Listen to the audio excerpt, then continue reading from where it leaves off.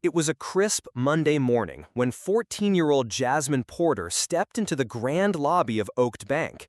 Dressed in her school uniform, a modest blazer, skirt, and polished loafers, she carried herself with a mix of nerves and pride. Today was special. Today, she would make her first solo bank deposit. In her folder was a $5,000 scholarship check, an award she had earned through academic excellence.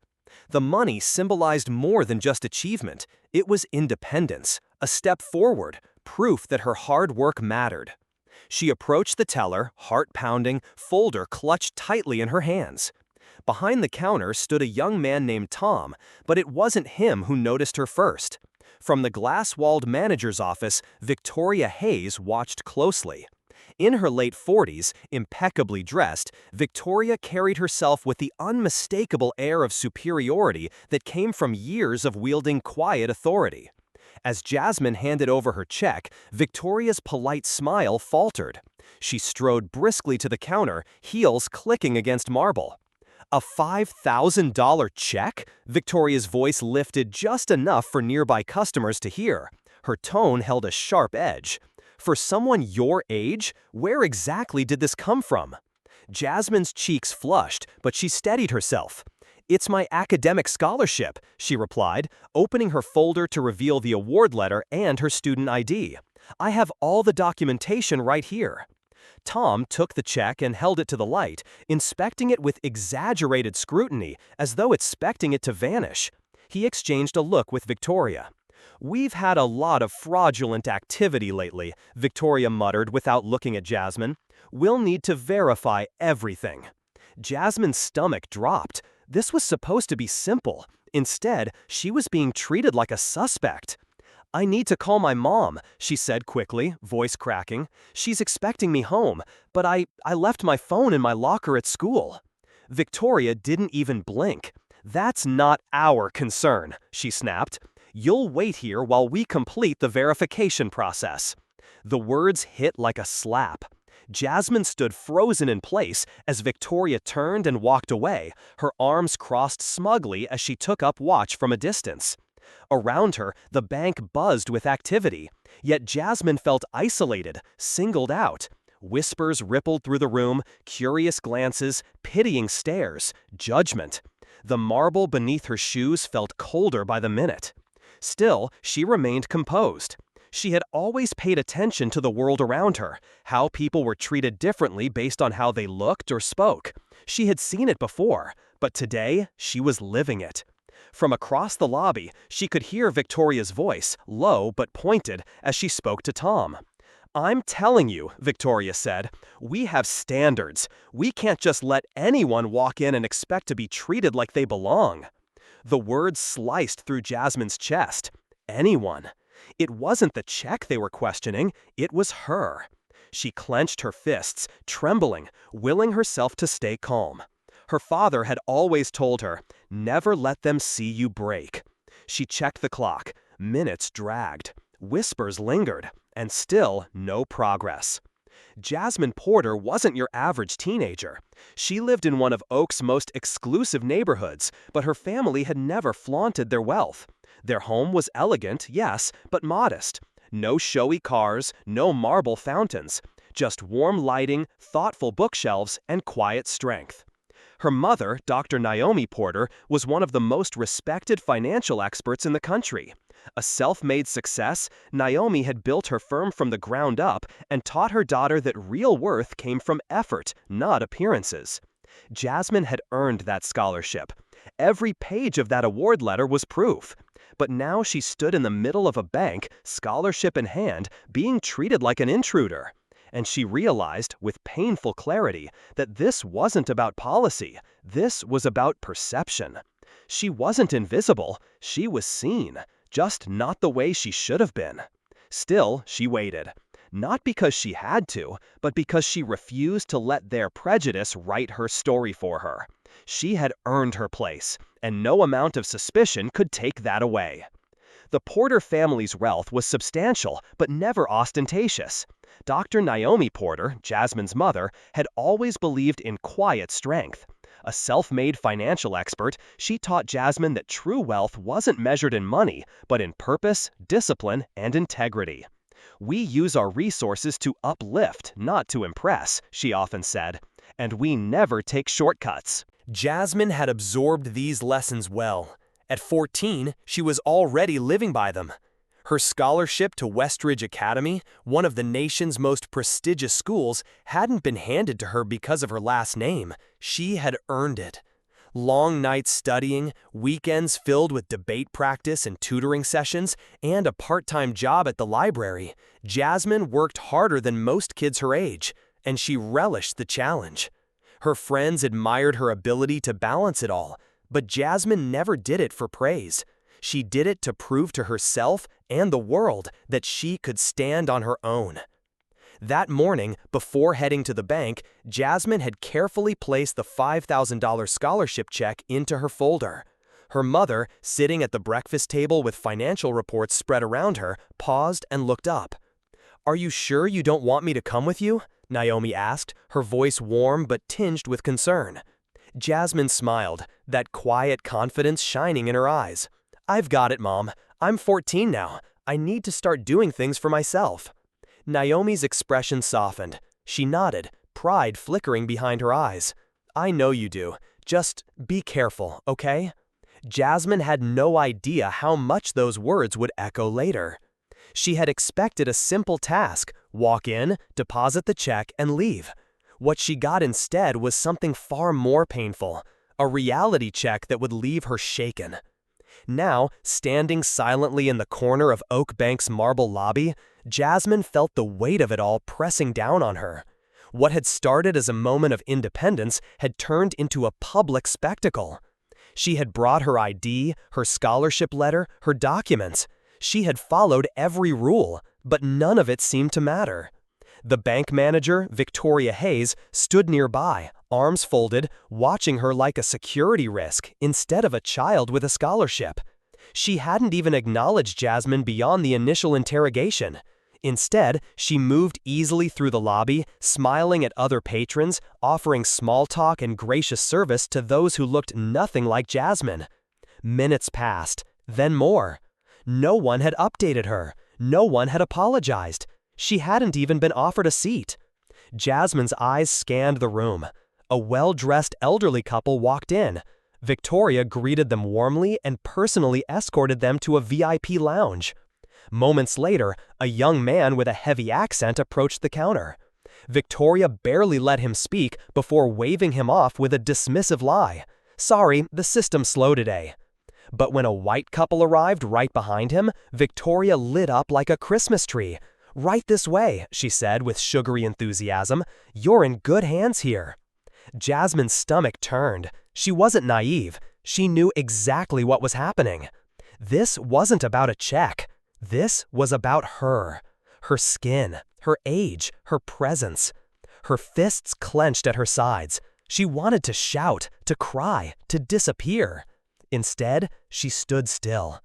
The marble floor beneath her felt colder, the ticking clock louder. Every second was a reminder that she wasn't just being ignored, she was being watched. Victoria's voice rang out again, this time addressing the security guard nearby.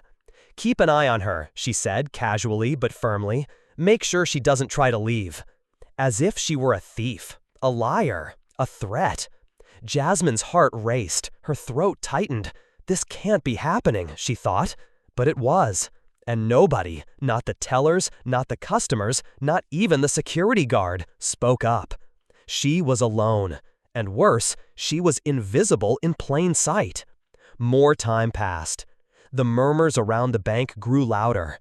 Jasmine caught snatches of whispered conversations. Pity, judgment, even laughter.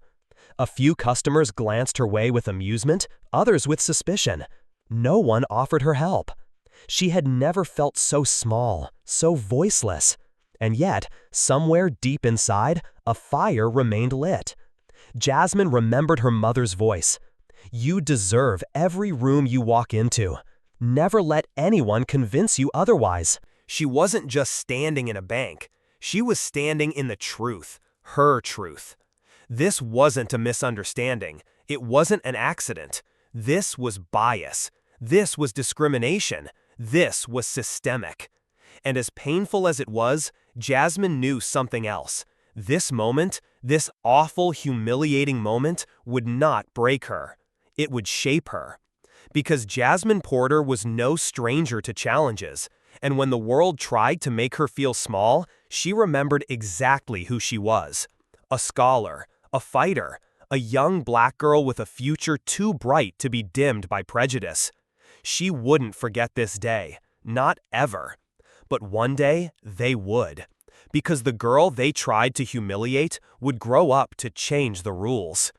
The weight of the moment settled heavily around Jasmine, but then something caught her eye. Across the bank floor, Victoria Hayes stood with Tom the teller, whispering sharply. Her face was tight with irritation. "Why is she still here?" Victoria hissed. "We need to get rid of her. Make sure she knows she's not welcome." Jasmine's stomach dropped. She had heard enough. This wasn't just about a missing check. This wasn't a clerical error or a misunderstanding. It was personal. It was about power, control. It was about people like Jasmine not being seen as worthy of places like this. To them, she was an outsider, an inconvenience, a problem to be dealt with. But Jasmine couldn't stay silent. Her voice shook, but her spine stayed straight. "I'm not a problem," she said firmly. "I earned this scholarship. I'm here to deposit my check, just like everyone else." Victoria didn't even flinch. She turned to the security guard with cold authority. "Take her to the back. Keep her there until we finish the paperwork." The guard, a large man with a stiff jaw and zero hesitation, gripped Jasmine's arm and marched her away. Every eye in the bank followed them. No one said a word. Humiliation burned in Jasmine's chest. The guard stopped near a corner, placing her in a visible but distant spot. "Stand here," he ordered. Jasmine crossed her arms. Her head was high, but inside, she was unraveling. The hours dragged. Her feet ached. Her pride burned. This was supposed to be a simple deposit. Instead, she was being treated like a trespasser in a space where she had every right to be. Her gaze drifted across the room. Victoria was speaking to a tall man in a tailored suit. There was something unsettling about their body language. Too close, too quiet. Then it clicked. Jasmine recognized the man, Harrison Wells, CEO of Meridian Banking Group. Her mother had mentioned him once in passing. A rival, a shark in polished leather shoes. Victoria leaned in, whispering, and handed him a manila folder, clearly marked confidential. Jasmine's pulse quickened. This wasn't just unprofessional conduct. This was betrayal, sabotage. Her mother had spent years building the bank's reputation.